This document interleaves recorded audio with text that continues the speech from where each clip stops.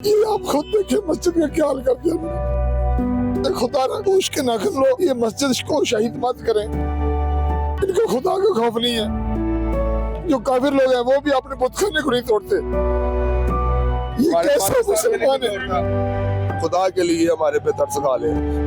हमारा और कोई रोजगार नहीं है, हमारे छोटे छोटे बच्चे हैं, बर्बाद हो गए हम। खुदा के वास्ते हमारा कुछ सोच लो। अस्सलामुअलैकुम नाज़रीन, इस वक्त हमारे साथ दुकानदार मौजूद हैं जो कि सरापा एहतजाज है और जिनका ये कहना है कि पुरअमन एहतजाज हम कर रहे हैं। हमारा कोई पुरसाने हाल नहीं, रातों रात हमारी दुकानें गिरा दी जाती हैं और एक लम्हे में हमें बेरोजगार कर दिया जाता है। अस्सलामुअलैकुम जी। वालेकुम सलाम। सर मुझे बताइएगा कि ये ऑपरेशन जब हुआ, कोई नोटिस वगैरह कोई? सारी ये पिछले 6 महीने से लहर मनसूबा चल रहा था, उसमें मीटिंगें हो रही थी। हमारे जितने मार्केटों के सदर है ना, बोर्ड है, वो सारे मीटिंग कर रहे थे। तो इसके बदले हमें दुकानें भी दे रहे थे, कारोबार लॉस भी दे रहे थे। जैसे कि ये नीला गुम्बद है, नीला गुम्बद में दुकानें थी, उनको उन्होंने लॉस भी दिया और 7 दुकानें भी बना के दे रहे हैं। हम इसी आस में बैठे कि चलो हमारी वज़ीर आला अच्छा काम कर रही है, हम इसके बदले रोजगार दे रही हैं। ये वो लहर मनसूबे से हट के एक नया मनसूबा LDA के पास ना वो पार्किंग वाला है, वो सामने बोर्ड लगा हुआ है जिसका इफ्तिताह भी हो चुका है। अब ये बोर्ड जो है अवेजा कर दिया गया है। ऑपरेशन से पहले ये बोर्ड इसी तरह से लगा हुआ था या ऑपरेशन के बाद लगा दिया? ये ऑपरेशन से 2 दिन पहले लगा है। ठीक है, जैसे लगा है, हमारे जो मार्केट के सदर हैं सलीम इकबाल साहब, उनको ना जिस दिन ऑपरेशन हुआ उस दिन दोपहर को कॉल आई है असिस्टेंट कमिश्नर के दफ्तर से कि आपकी मीटिंग आ जाओ। हमारे जो बोर्ड के सदर हैं दूसरे भी हैं, सारे वो उधर चले गए। AC साहब के पास जाके बैठे, AC साहब की मीटिंग और थी, वहाँ चले गए। उन्होंने वहाँ पे LDA के, उकाफ के और अफसर जो बैठे हुए थे उनको कहा इनके साथ अपना कंपनसेट कर लो। उनके साथ बैठे, वो हमारे सदर साहब ने अपनी उनसे बातें की कि हमें ऐसे दुकानें दे दो या पैसे दे दो, जो भी बातें हुई। उन्होंने क्या 2 घंटे मीटिंग हुई।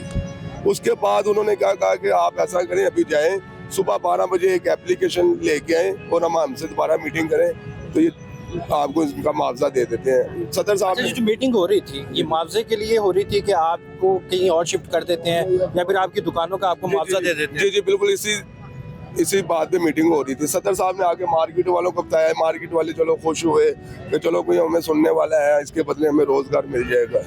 और रात को दुकानें बंद की हैं, घर चले गए हैं। अच्छा, आपको पता कैसे चला? क्योंकि रात के सुना जा रहा है 3 बजे ऑपरेशन स्टार्ट कर दिया गया, फिर सारी दुकानें जो है गिराना शुरू कर दिया। आपको कैसे पता चला? वो ऐसे पता चला कि सदर साहब के कुछ जानने वाले ऑफिसर हैं, उन्होंने फोन किया, उन्होंने कहा मुझे कॉल आई है, अलर्ट किया गया है कि परिंदा मार्केट का ऑपरेशन होना है। और सदर साहब ने इस बात को माने नहीं। उन्होंने कहा नहीं यार, हम तो आज हमारी मीटिंग है, सुबह फिर 12 बजे मीटिंग है।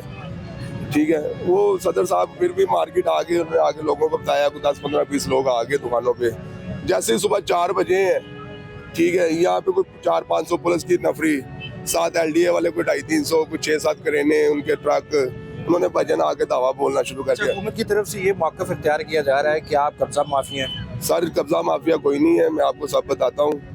जब वो ऑपरेशन करने आए हैं, सदर साहब आगे गए हैं, सदर साहब ने जाके पूछा, ने कहा यार आज तो हमारी मीटिंग हुई है। वो एक ना एहतशाम साहब से LDA के कोई इंजीनियर या ऑफिसर है, उन्होंने ना निकाब किया हुआ था। उस सदर साहब ने देखा, सदर साहब ने कहा भाई आज आपसे, आप भी उस मीटिंग में मौजूद थे, आपसे हमारी बात हो चुकी है, खुदा के वास्ते हमें थोड़ा टाइम दो। ठीक है, हम अपना सामान दुकानदारों को इतला करें, अपना सामान निकाल लें। अगर आपने ऑपरेशन करना है तो हमें दोपहर 12 बजे का टाइम दे दो। उन्होंने कहा नहीं ऐसा कुछ भी नहीं है, पीछे हट जाओ। और सदर साहब के पास कोई सिविल में लोग थे, आए, उनको धमकाया, धमकियाँ दी। कौन आगे होता है भाईजान? उन्होंने क्रेनें थी उनके पास, जो आगे होता था पुलिस वाले पकड़ते थे, मारते थे। गिरफ्तारियां वगैरह भी हुई हैं? गिरफ्तारियां क्या होनी हो, पुलिस वाले फोर्स ही इतनी थी, जैसे हम पता नहीं कितने बड़े दहशत करते हैं।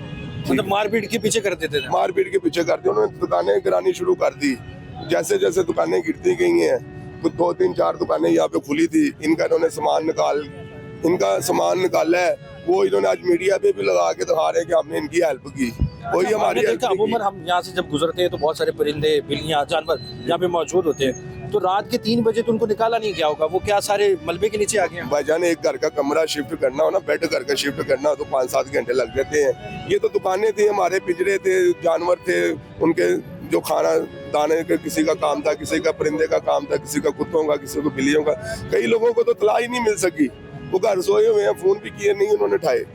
इन्होंने सब मलिया मेड कर दिया है, ये लाखों जानवर इन्होंने जिंदा दफन कर दिए हैं। किसी को किसी का सामान नहीं उठाने दिया, बाकायदा अपने ट्रक लेके आए हुए थे, हमारे पास उसके प्रूफ है। ये देखें, ये नाज़रीन देख सकते हैं आप, ये परिंदे जो मलबे के नीचे जो है अभी ये यहाँ जहाँ आप खड़े हुए ना, यहाँ से मलबा उठाया जा चुका है। रात आपको वो भी हम वीडियो देते हैं, प्रूफ देते हैं कि रात को आते हैं अंधेरे में और ये मलबा उठा उठा के लाशें निकाल के ले जा रहे हैं, ठीक है। और दूसरी बात ये है कि हम कब्जा माफिया कराया जाता है, ये आपको दिखाते हैं। ये नाज़रीन आप देख सकते हैं, माफिया नहीं, हम कराया जाता है। ये इधर करें, हम कब्जा माफिया नहीं है। ये 1988 में ना हम वो सामने दरबार में होते थे, वहाँ पे उन्होंने तमीर करनी थी दरबार की, तो उन्होंने हमें आर्जी तौर पे यहाँ पे बिठाया। में ना जगह दी है इसको, पहले दरबार में रैशी की मुतालबे में जगह दी हुई है। हमारे पास हाई कोर्ट के आर्डर हैं, इनके आर्डर हैं, जो दुकानें इन्होंने मियां नवाज शरीफ उस टाइम के वजीर आला थे, ठीक है, उन्होंने हमें इधर शिफ्ट कर दी या टीन की दुकानें बना दी। कुछ अर्से बाद वो टीन में करंट आप लगा। लीगल तो नहीं ना बैठे हुए थे, लीगल तरीके से बैठे हुए थे। मैं आपको बता रहा हूँ ना, तो वहाँ टीन की दुकानें जब बनाई 5 लोगों की डेथ होगी करंट लगने से।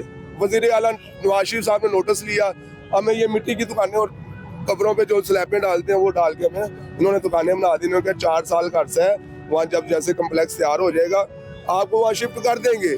तो 4 साल बाद जब कम्प्लेक्स बन गया, हमने आवाज उठाई, उन्होंने कहा तुम बैठे रहो, ठीक है। वो तब के सागदार जो थे वो मजहबी अमूर के कोई चेयरमैन थे, ठीक है, उन्होंने कहा तुम लोग इधर बैठे रहो, तुम्हें कोई नहीं पूछेगा।